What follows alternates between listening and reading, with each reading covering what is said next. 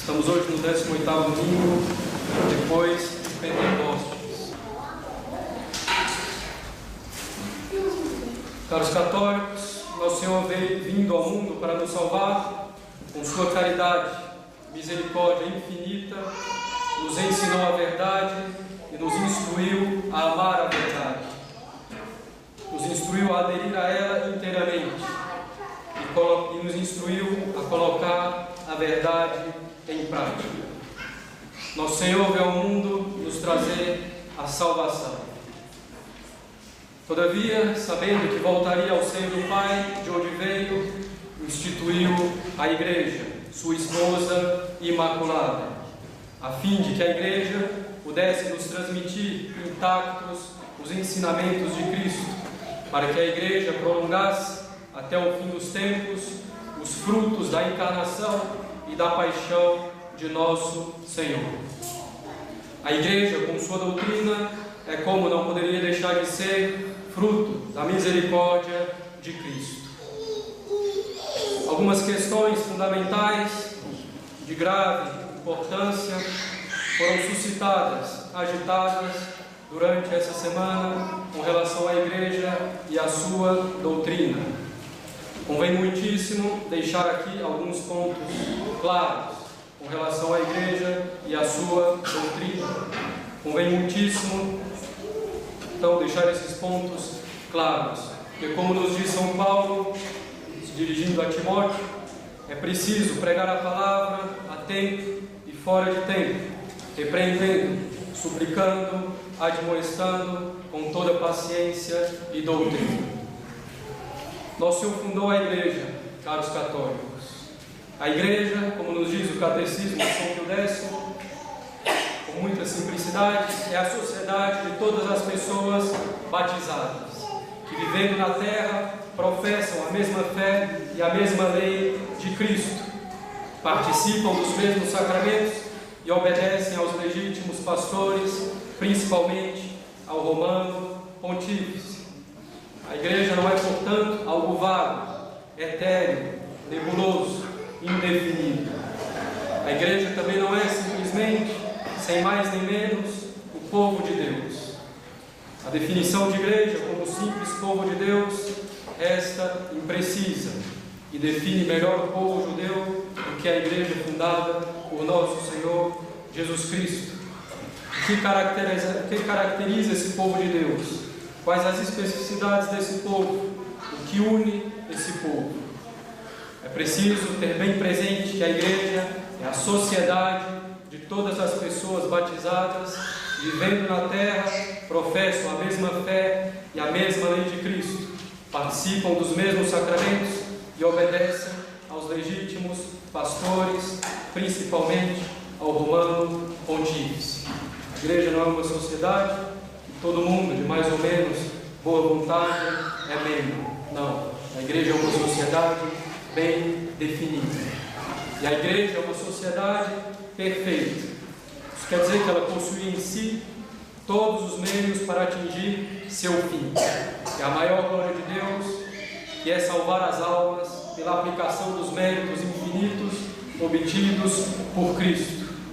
Salvar as almas pela transmissão do ensinamento de Cristo, pela celebração dos sacramentos, pela incitação ao amor a Deus e aos seus mandamentos. A Igreja é essa sociedade que acabamos de falar, uma sociedade perfeita, que tem todos os meios para atingir seu fim, que é a glória de Deus e a salvação das almas. Claro, a Igreja é uma sociedade ao mesmo tempo divina e humana, portanto, ela é um mistério, mas isso não faz com que ela deixe de ser uma sociedade visível e externa para se tornar algo puramente espiritual, interno e impreciso, sem limites definidos, de forma que no fundo todo mundo faz parte dela. Não, a Igreja é visível, também externa, e é uma sociedade bem definida, do qual são membros os batizados que professam a fé católica, que partilham os mesmos sacramentos e que obedecem aos legítimos pastores. A igreja foi fundada por Cristo. Ela possui então uma constituição que lhe foi dada pela segunda pessoa da Santíssima Trindade, por Deus Filho. A igreja possui uma constituição dada por Deus, e essa constituição é a constituição de uma igreja hierárquica. Nosso Senhor escolheu 12 homens, que Ele nomeou apóstolos, para que ficassem com Ele e pregassem. E nosso Senhor deu aos 12 a missão de continuar a obra da redenção. Nosso Senhor diz aos apóstolos: assim como o Pai me enviou, também eu vos envio. Deus mandou o nosso Senhor para governar, para santificar, para ensinar. Portanto, nosso Senhor escolheu 12 e conferiu a esses 12 e aos sucessores deles poderes particulares, poderes de governar, de ensinar, de santificar. Nosso Senhor constituiu uma hierarquia em sua igreja. A igreja, por instituição divina, é hierárquica. Mas essa não é uma hierarquia colegial, aristocrática, mas é uma hierarquia monárquica.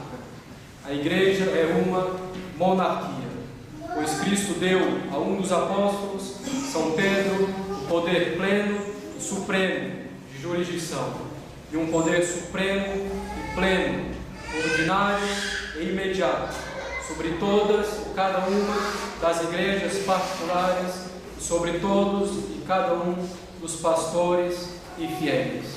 O Senhor disse a São Pedro: tu és Pedro, e sobre esta pedra edificarei a minha igreja. Eu te darei as chaves do reino dos céus. Tudo que ligares na terra será ligado no céu. Tudo que desligares na terra será desligado no céu. E depois da sua ressurreição, nosso Senhor dirá a São Pedro 2 vezes: apacenta os meus cordeiros, e uma vez apacenta minhas ovelhas. Os cordeiros são os fiéis, as ovelhas, os bispos. São Pedro, o Papa, deve apacentar a todos. O que foi divinamente instituído por Cristo, por Deus, ninguém pode mudar. E nosso Senhor assistirá à sua igreja para que ela permaneça até o fim dos tempos, como Ele a instituiu. Pois Ele disse que as portas do inferno não prevaleceriam contra ela, e que Ele estaria com a igreja até o fim, até a consumação dos séculos. A natureza da igreja é, então, uma sociedade hierárquica e monárquica. Nós sabemos que o bem de cada coisa é agir conforme a sua natureza. Portanto, o bem da igreja, consequentemente dos fiéis, de todos os homens, ocorre quando os membros da igreja agem em conformidade com a sua natureza, respeitando a sua instituição divina, hierárquica, monárquica.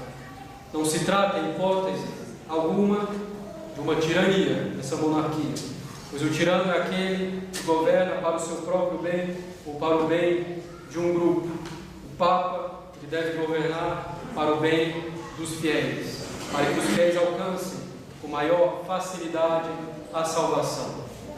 O Papa, sendo o soberano chefe da igreja, é ao mesmo tempo, pelo próprio fato de ser o chefe supremo, o servo dos servos.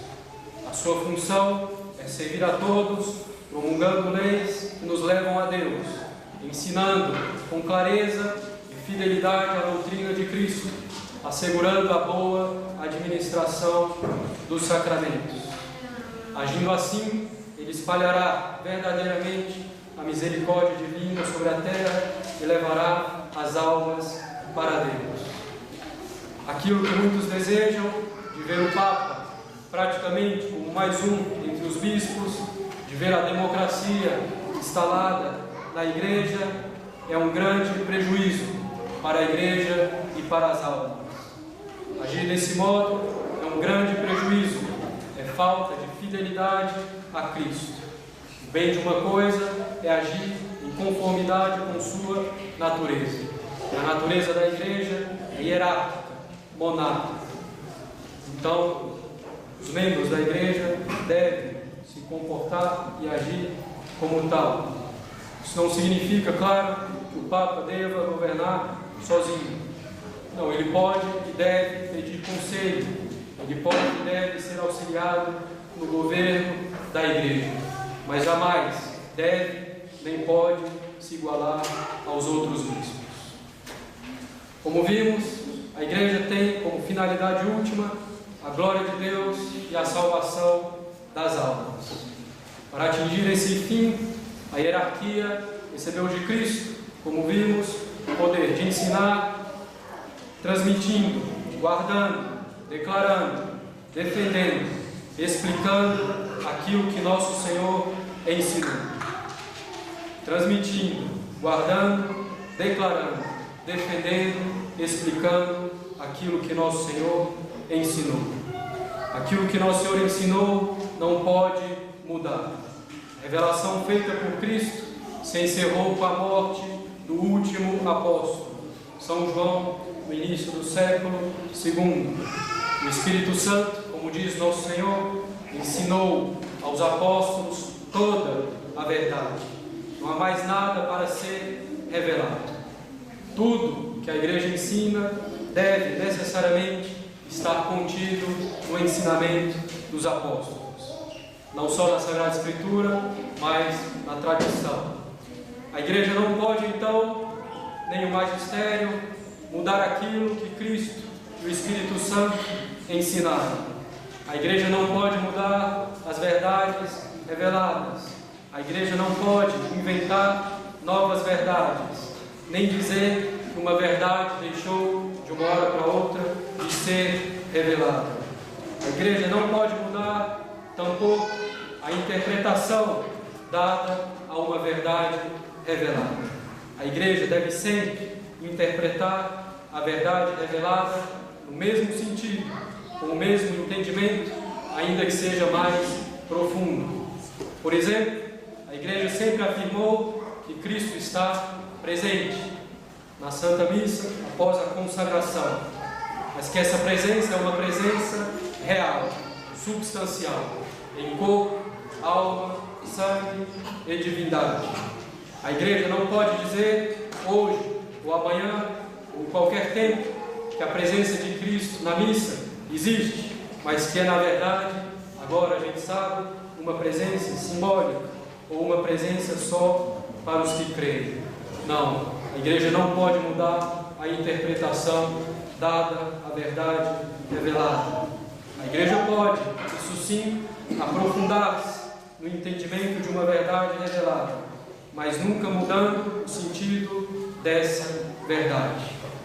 Dessa forma, a revelação, aqui se incluem as verdades de fé e também a moral, a revelação não pode ser mudada para se adaptar aos tempos modernos, nem aos antigos, nem a qualquer outro tempo. A doutrina, a revelação não pode ser mudada para se adaptar à mentalidade do homem contemporâneo. A revelação, a doutrina da igreja e sua moral não deve ser lida à luz da modernidade, a fim de se adaptar a essa modernidade. É a modernidade que deve ser lida à luz da revelação, a fim de saber o que pode ser aproveitado da modernidade para o nosso bem, para saber o que deve ser devidamente rechaçado. A igreja tem o dever de se manter fidelíssima ao depósito da revelação que ela recebeu de Cristo. E ela é fidelíssima e será fidelíssima. A igreja guarda intactas e puras as verdades que recebeu de seu divino Mestre. Mais uma vez, não é a revelação que se adapta ao homem e aos seus gostos e caprichos. Isso seria divinizar o homem, colocá-lo acima de Deus. Mas é o homem que deve se conformar inteiramente à revelação. Portanto, a doutrina da fé e da moral da igreja não pode mudar, não pode evoluir. O membro da hierarquia que fizesse algo diferente já não estaria exercendo propriamente o magistério eclesiástico. Assim sendo, a Igreja não pode evoluir quanto ao aborto, quanto ao homossexualismo, quanto à contracepção, quanto à comunhão dos divorciados e casados. Quer dizer, quanto à comunhão daqueles que se casaram na Igreja, se separaram e depois se juntaram com outra pessoa. A Igreja não pode mudar quanto a isso, pela própria natureza das coisas, pelo ensinamento de nosso Senhor Jesus Cristo. E a Igreja deve insistir nesses pontos, porque são pontos de suma importância para o indivíduo, mas sobretudo para a sociedade. O aborto e o homossexualismo, por exemplo, são dois pecados que clamam aos céus por vingança, porque são pecados que corroem os fundamentos da sociedade. Primeiro, porque é suma injustiça, é o assassinato de um inocente indefeso. O segundo, porque destrói inteiramente a base da família, da sociedade, que é a família, formada e querida por Deus para a propagação do gênero humano. É óbvio que a pregação da Igreja não pode nem deve se reduzir a isso, mas é preciso insistir nesses pontos sem esquecer os outros, sem esquecer a existência de Deus, a encarnação de Deus Filho, sua morte por nós na cruz, sua caridade, sua bondade e misericórdia para conosco.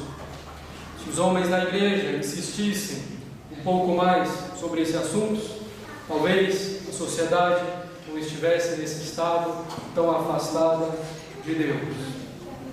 Se os homens da Igreja passarem a falar pouco desses assuntos, em pouco tempo os católicos cederão em todos esses pontos, como já cederam em alguns, como a contracepção, por exemplo.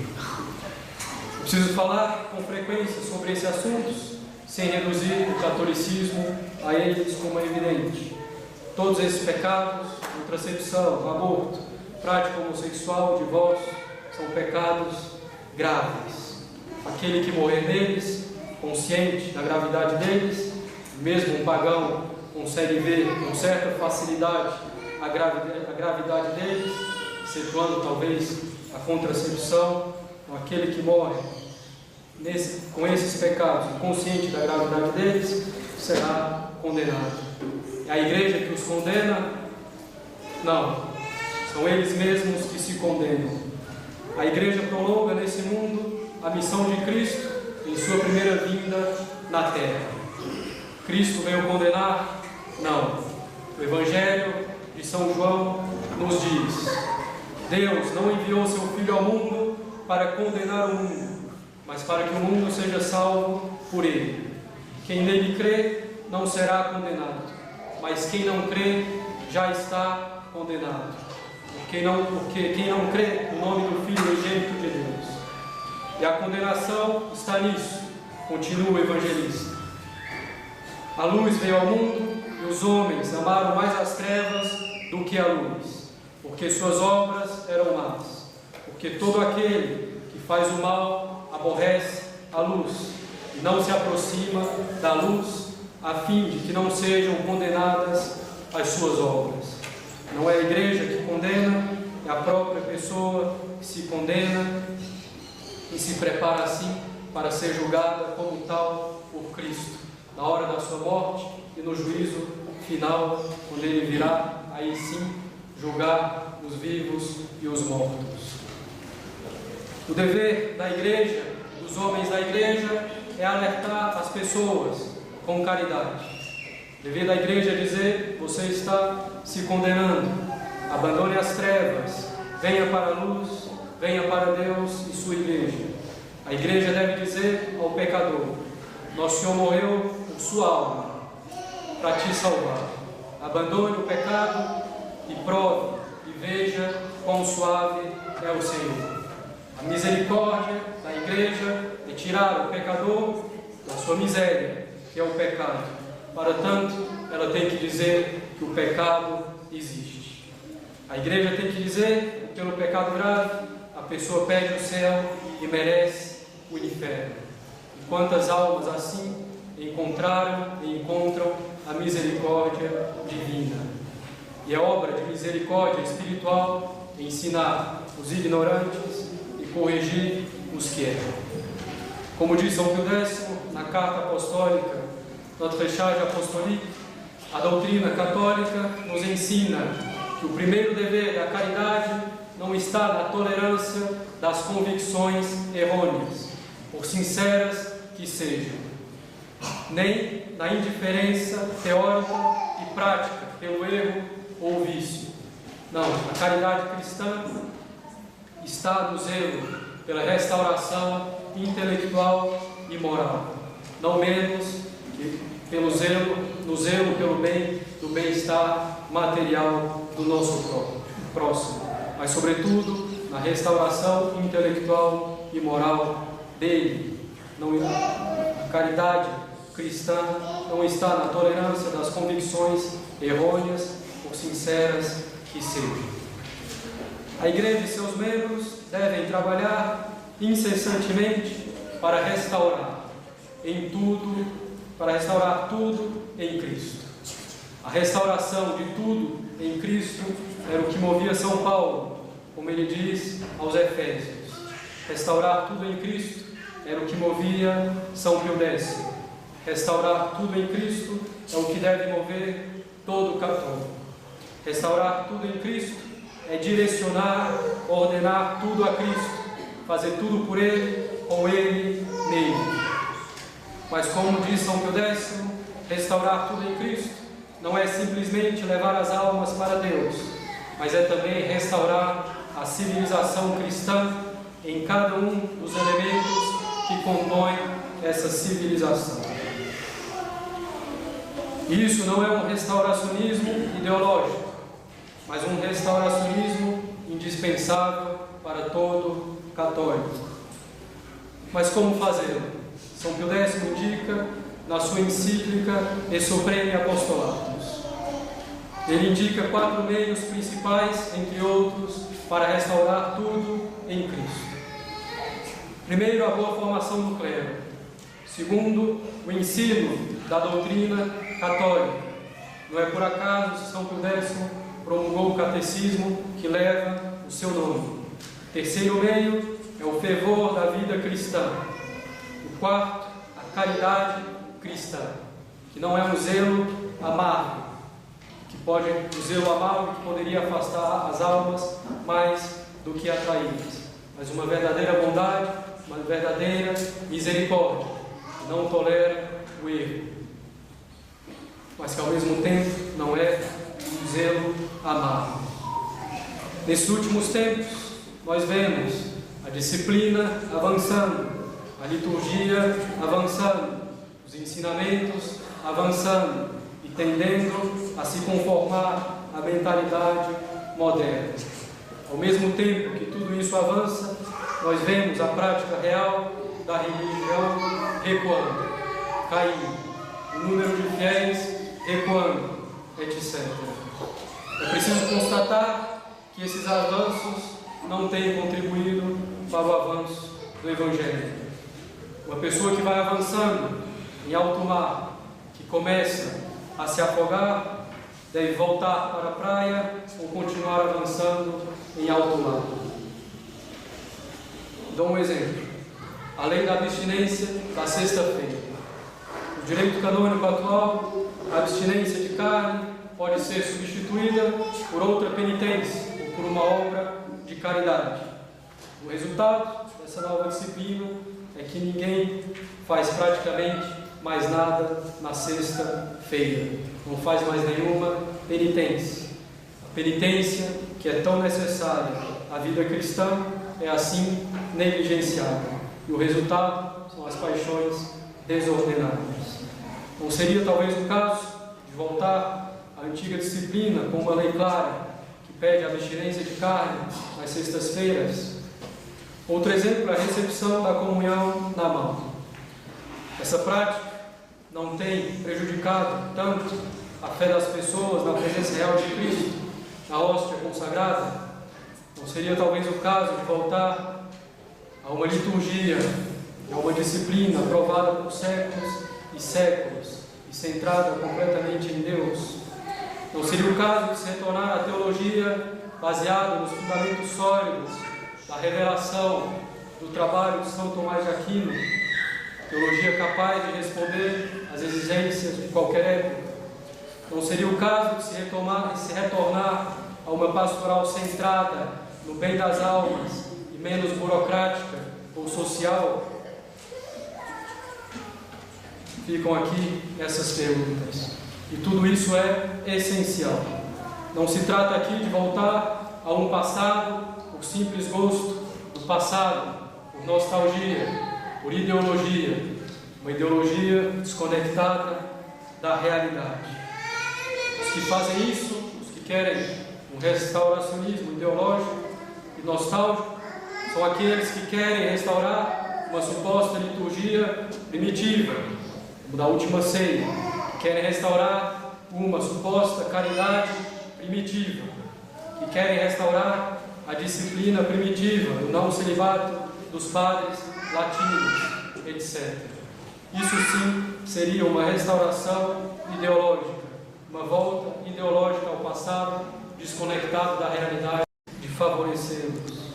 A liturgia tradicional, uma disciplina mais tradicional, uma catequese, uma pastoral mais tradicionais, não são uma relíquia do passado, não são algo velho, são algo novo, sempre novo. São coisas que permanecem sempre jovens, pois fundadas na palavra de Deus, que não passa e não envelhece. Restaurar tudo em Cristo para os católicos. Esse deve ser o nosso programa de vida, a começar pela nossa alma, mas sem esquecer nosso próximo, sem esquecer a sociedade. Restaurar tudo em Cristo pelo ensino preciso da religião, pelo ensino preciso da doutrina católica. A primeira e maior obrigação dos pastores, diz o Concílio de Trento, é a de ensinar o povo cristão.